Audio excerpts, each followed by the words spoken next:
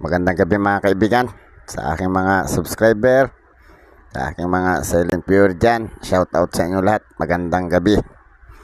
Meron nga pala akong lahat ngayon mga kaibigan, ito 220, isang 2019. Baka ito yung sinasabi nilang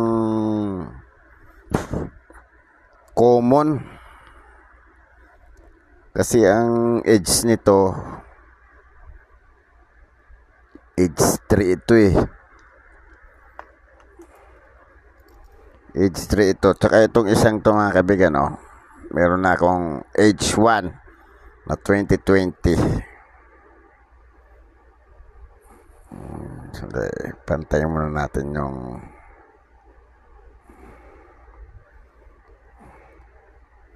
age 3, yung age nito. Ayun mga kaibigan, ito yung 2020 na age 1. Ito yung 2019 na age 3. Sinasabi nilang ito ata yung common. Pero yung naka-record sa numista, walang age na pinapakita. Yung isa kasing 2019 na hard to find, age 2. Age 3 kasi ito mga kaibigan, Kitang-kita mo naman na age 3 to. Ang lalaki ng ano niya.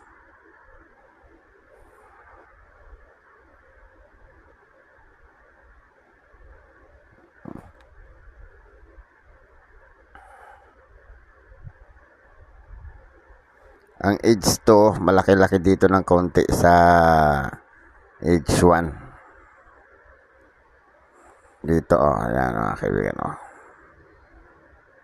malaki-laki ng konti dito, pero sa gitna rin. Ito age 1 talaga to. Malapit ko na makumpleto yung age na hawak ko mga kaibigan, 2019 to. Ano, 2019. Pero itatabi ko pa rin to kahit sinasabi nilang common. Tsaka ito mga kaibigan, may error to. Ayan, lagpas yung mga yung Bangko Sentral ng Pilipinas na tatak. Ito mga Bangko Sentral ng Pilipinas mga kaibigan, na dire-diretso. Ito lumagpas na siya dito, Yan yung error niya. Tsaka ano din, lagpas, manggas din to. Hindi to kwelyo, manggas to. Kasi ang kwelyo ito,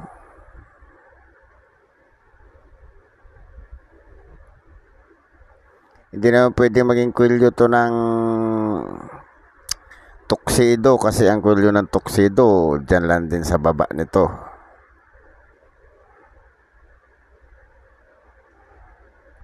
Ito ay manggas, lagpas manggas, jackpot, lagpas manggas na, age 1 pa. Jackpot ako rito. So, mga kaibigan, baka naman pwede maglambing ng subscribe, papress ng subscribe, papress ng notification bell, paselect ng all, para ma-notify kayo pag ako nag-upload ng video. Pag-usapan natin si Antonio Luna mga kaibigan. Si General Antonio Luna. General Antonio Luna, October 29, 1866 to June 5, 1899. Was a soldier, chemist, musician, war strategist, journalist, pharmacist, and hot-headed general.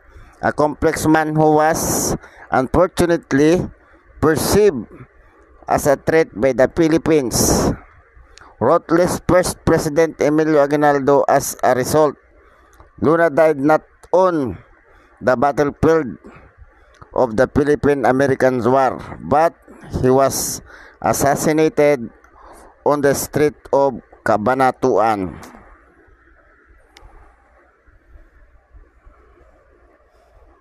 Antonio Luna de San Pedro y Novicio Ancheta was born on October 29, 1866 in the Binondo district of Manila, the youngest child of 7 of Laureana Novencio Ancheta and Spanish Mestiza and Joaquin Luna de San Pedro, a traveling salesman. Antonio was a gifted student who studied with a teacher called Maestro Intong from the age of 6 and received a Bachelor of Arts from the Ateneo Municipal de Manila in 1881 before continuing his studies in chemistry, music, and literature at the University of Santo Tomas. In 1890, Antonio traveled to Spain to join his brother Juan, who was studying painting in Madrid. There, Antonio Luna earned a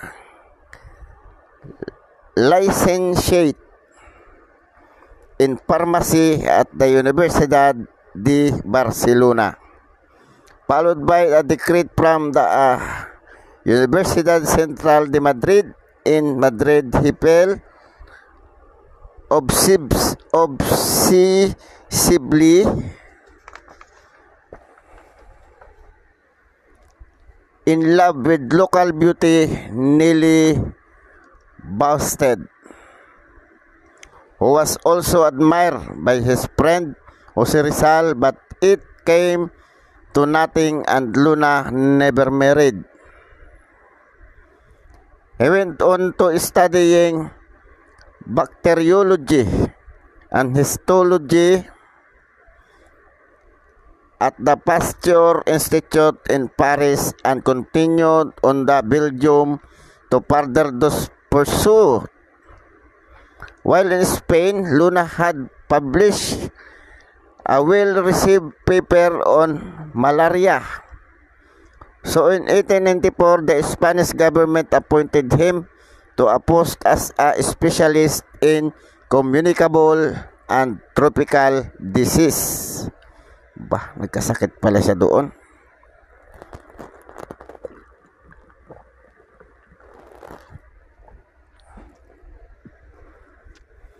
Later the same day, Antonio Luna returned to the Philippines, where he became the chief chemist of the municipality laboratory in Manila. He and his brother Juan established a fencing society called the Sala de Armas in the capital. While there, the brothers were approached about joining the Katipunan, a revolutionary organization founded by Andres Bonifacio in response to the 1892 banishment of Rizal, but both Luna brothers refused to participate. At that stage, they believed in a gradual reform of the system rather than a violent revolution against Spanish colonial rule.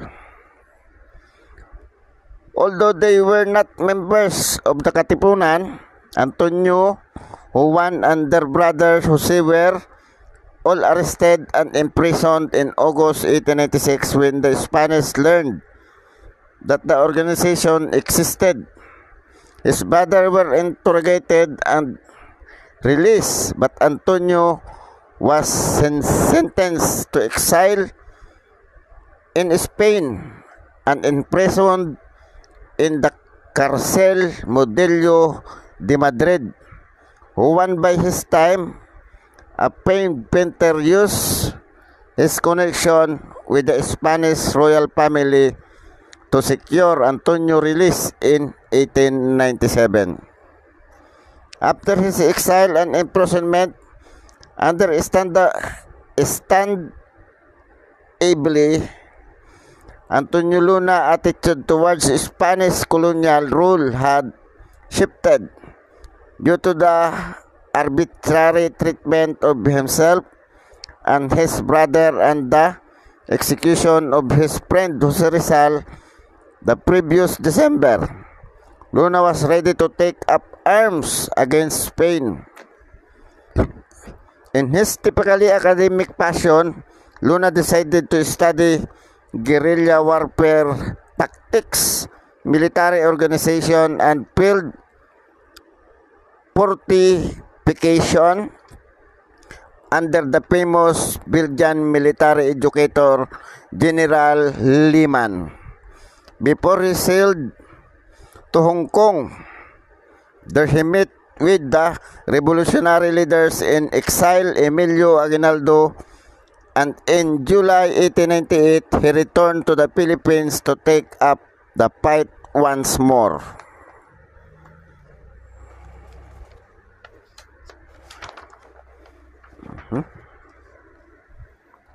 As the Spanish-American came to the close and the defeated Spanish prepared to withdraw from the Philippines, Filipino revolutionary troops surrendered the capital city of Manila. The newly arrived officer Antonio Luna urged the under commanders to send troops into the city to ensure a joint occupation when Americans arrived, but Emilio Aguinaldo refused, believing U.S. naval officer stationed in Manila Bay would hand over power to the Filipinos in due course. Luna complained bitterly about his strategic blunder as well as the disorderly conduct of American troops once they landed in Manila in mid-August 1898. To placate Luna, Aguinaldo promoted him to the rank of Brigadier General on September 26, 1898 and named him Chief of War Operation. General Luna continued to campaign for better military discipline, organization, and approach to Americans who were now setting themselves up as the new colonial ruler. Along with Apolinario Mabini, Antonio Luna warned Aguinaldo that the Americans did not seem inclined to free the Philippines. General Luna felt the need for a military academy to properly train the Filipino troops, who were eager and in many cases experienced in guerrilla warfare but had later formal military training. In October 1898, Luna founded what is now the Philippine Military Academy, which operated for less than half of a year before the Philippine-American War broke out in February of 1899, and classes were suspended so that staff and students could join the war effort. General Luna led 3 companies of soldiers to attack the Americans at Luzon at La Loma, where he was with a ground force and naval artillery fire from the fort in Manila Bay. The Filipinos suffered heavy casualties. A Filipino counterattack on February 23 gained some ground, but collapsed when troops from Cavite refused to take order from General Luna, stating that they would obey. Only Aguinaldo himself. Furious, Luna disarmed the recalcitrant soldier but was forced to pull back. After several additional bad experiences with the undisciplined and cleanish Filipino force, and after Aguinaldo had remained the disobedient Cavite troops as his personal presidential guard, a thoroughly frustrated General Luna submitted his resignation to Aguinaldo, which Aguinaldo reluctantly accepted. With the war going very badly for the Philippines over the next 3 weeks, however, Aguinaldo pursued Luna to return and made him commander-in-chief. Luna developed and implemented a plan to contain the Americans long enough to construct a guerrilla base in the mountains. The plan considered of a network of bamboo trenches, complete with spike, man traps, and pitfall of poisonous snakes, which spanned the jungle from village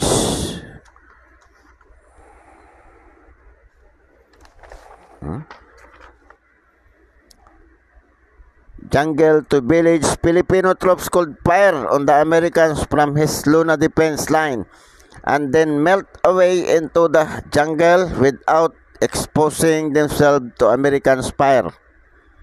However, late in May, Antonio Luna, brother Joaquin, a colonel in the Revolutionary Army, warned him that a number of the other officers were conspiring to kill him.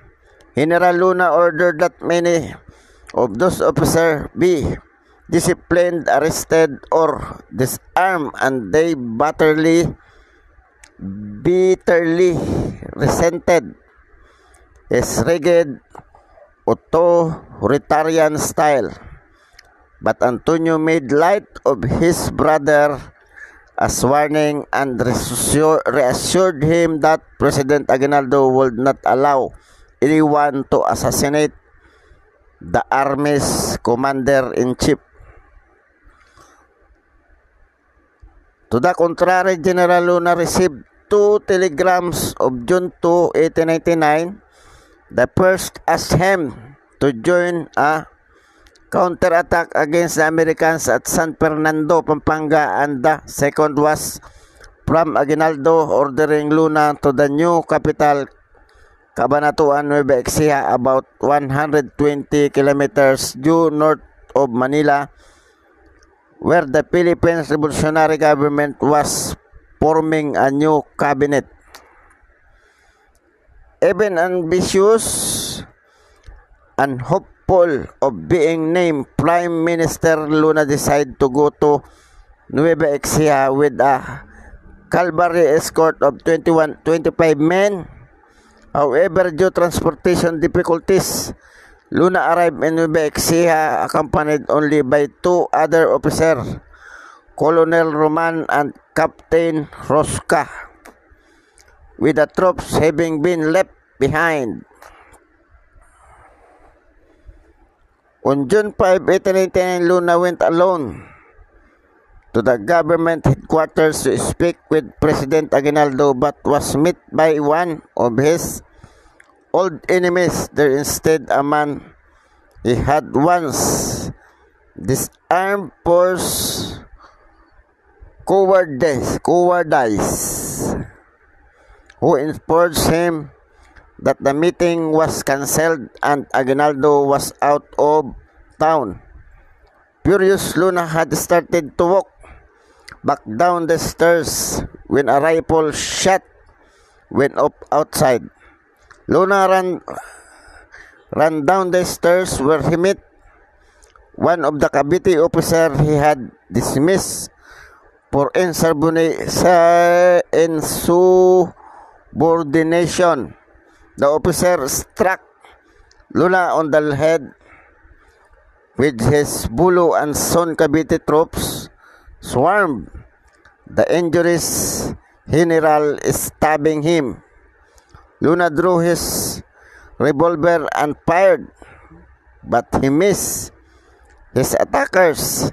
He died at 32 years old as Aguinaldo's guard assassinated his most able general. The president himself was laying siege to the headquarters of General Venancio Concepcion, an ally of the murdered General Aguinaldo. dismiss Luna officer and men from the Filipino Army.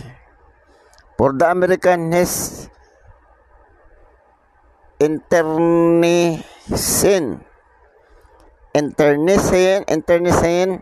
fighting was a gift.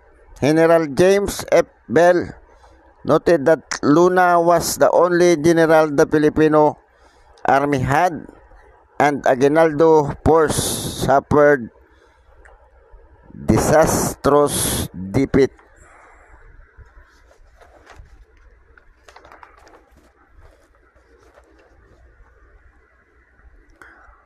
After disastrous defeat in the wake of Antonio Luna murder, Aguinaldo spent most of the next 18 months in retreat before being captured by the Americans on March 23, 1901. So mga kaibigan, si Antonio Luna ay pinapatay din ni General Aguinaldo.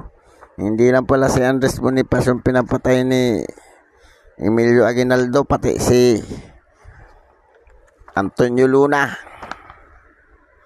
Mga kaibigan, ang timbang nitong memory nito ay 8.7 grams. Timbangin natin si Antonio Luna.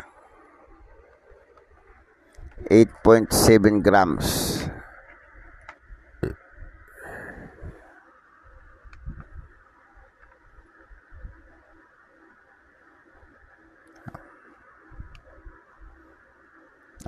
Eksakto. Hindi pa siguro circulated ng gusto to. Itong isa circulated na to, nabawasan na 8.6 na lang. Isa pa. 8.6 na lang din.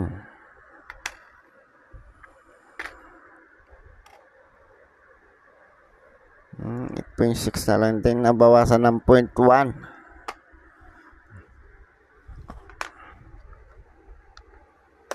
Ito tayo sa presyo niya mga kaibigan. Ang presyo niya ay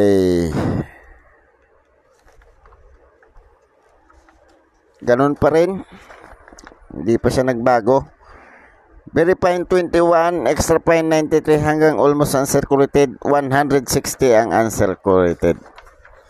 Hindi pa rin nagbago ang presyo niya, hindi pa updated to. Pati ito si General Malbar mga kaibigan. Nagbago na. 80 ang very fine hanggang extra fine. Almost uncirculated 120. Dati 110 lang ito mga kaibigan. Nagbago yung General Malbar. Tapos ang uncirculated niya 130 pa rin. Pero ang almost uncirculated 110 lang to eh. 120 na. So mga kaibigan, baka naman pwede makapaglambing ng subscribe. Papress ng subscribe. Papress ng notification bell. Pasilik ng all para ma-notify kayo pag ako nag-upload ng video. Pa-like na rin, at kung gusto nyo i-share, share nyo na rin. Maraming salamat mga kaibigan. Magandang gabi.